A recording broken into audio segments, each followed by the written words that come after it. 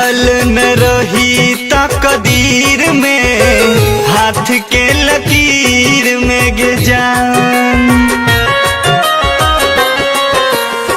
लिखल न रही तकदीर में, हाथ के लकीर में गे जान।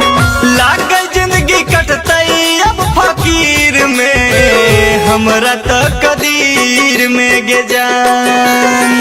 लिखल न रही तकदीर में, हाथ के लकीर में गे जान।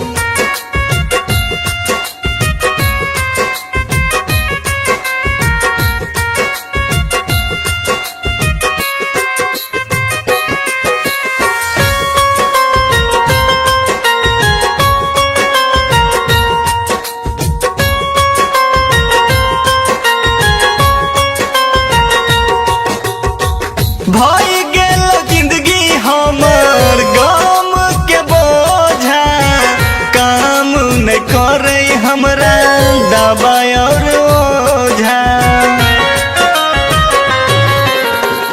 भई गेल जिंदगी हमर गम के बोझा, काम न करे हमरा दवा और ओझा। लागे अब रहबौ तस्वीर में, हाथ के लकीर में गे जान। लिखल न रही तकदीर में, हाथ के लकीर में गे जान।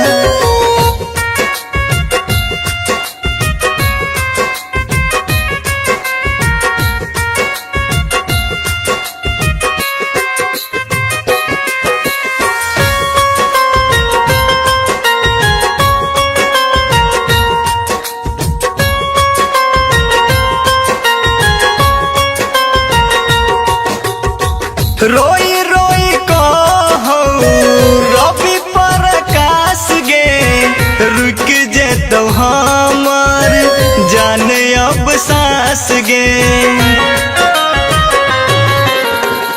रोई रोई कहे राकेश सुभाष गे, रुक जेतौ हमर जान अब सांस गे। कहे धड़कन मरल तीर गे, हाथ के लकीर में गे जान। रही नहीं हमरा तकदीर में, हाथ के लकीर में गे जान। धड़कन रिकॉर्डिंग स्टूडियो दिल्ली।